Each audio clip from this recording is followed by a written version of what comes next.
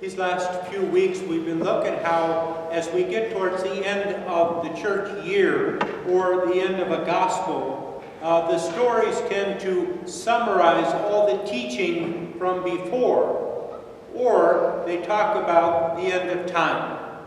And we'll see that even more these last 2 weeks that are left. But today's stories do both of these.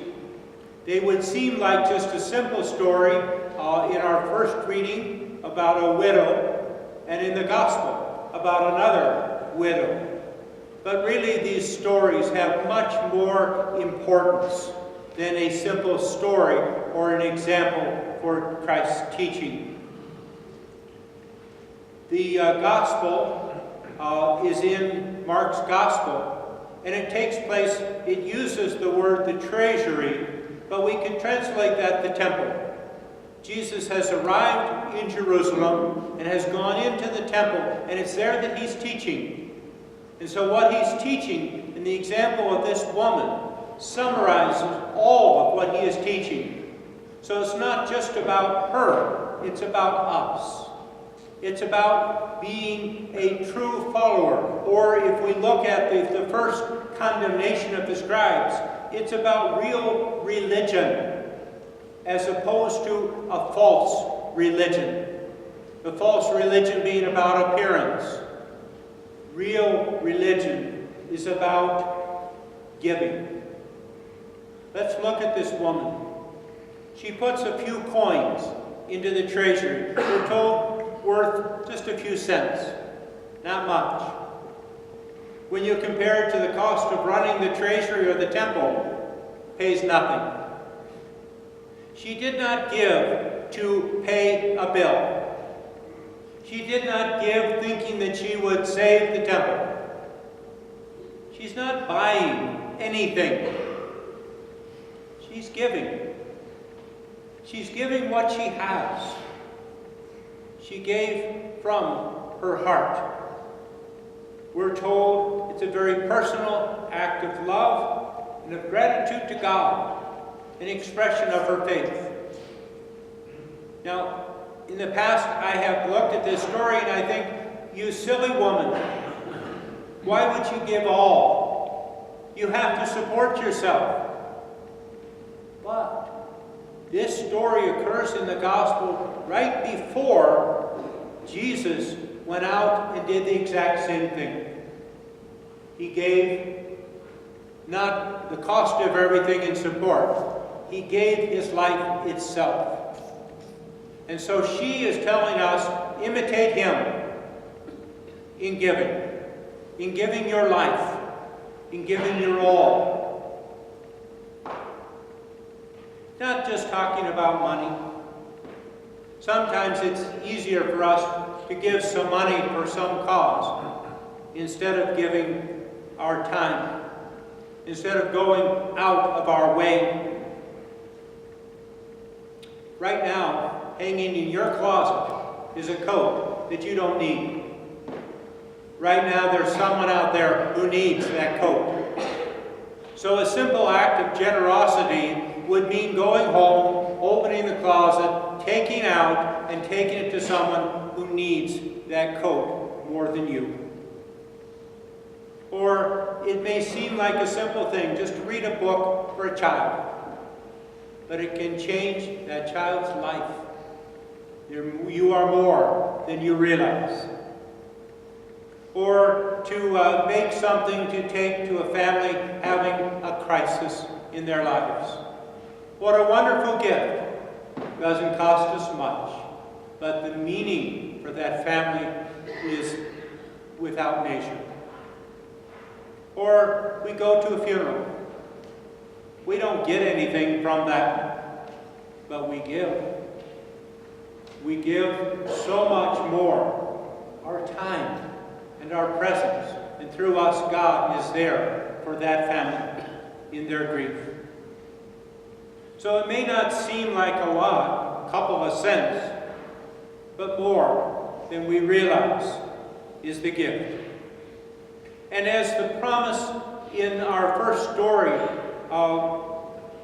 about the widow where the prophet gives to her and asks her to give her all, and she does. In baking for him, she gives all she had. But the promise is her cup would never run out, and the flour would never become empty.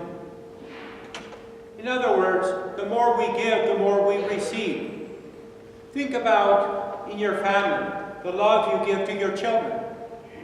The more you give, the more you have to give. You will never run out of love. And the promise is the same is true for all of life. We are called to develop a generous spirit and to hunger, to express our gratitude to God, who has given to us everything we need and will sustain our life. So a few suggestions for you from our readings this morning. The first of these, well, we call it Matthew 25. It's kind of our parish motto. And that is, whatever you do for one of these least, you do it for me, says Jesus. We never know when we will encounter Christ, but most likely will be in those times when we give a cup of cold water to someone who is thirsty, when we visit someone who is sick or alone. That's an opportunity for us to express our gratitude to God. I mean, how do you say thank you to God? And our words are not enough. But we can thank God in serving our brothers and sisters, because Jesus says, that is me. And it's a way that we can then express our gratitude to God for all that we have received from God's generosity. Second, soon we will approach the altar as we always do. And there the first thing we will say is, Lord, accept this sacrifice. Sacrifice. What does that word mean? And what does it mean that we are placing and asking Him to accept? The bread and the wine that we place up there, worth literally a few cents, right? Our collection, we place it here. It's not worth all that much. What we place there is our life. We place there our willingness to sacrifice for God as an act, an expression of gratitude and of trust. In other words, sacrifice means I do it until it hurts, until it changes my life a little bit. That's a sacrifice. And so how much do we give? A sacrificial amount is what we are saying we are going to give to God. Do we speak the truth here? Yes, we do. The third, the widow did not want the limelight. In fact, the opposite. Only in that room did Jesus see her, putting her few coins into the collection. Or as Jesus taught us before, do not let your right hand know what your left hand is doing.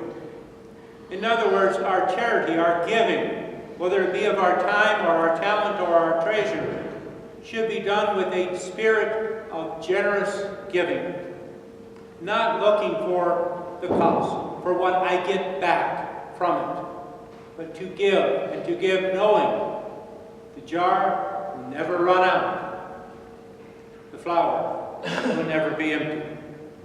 God cannot be outdone in generosity to us.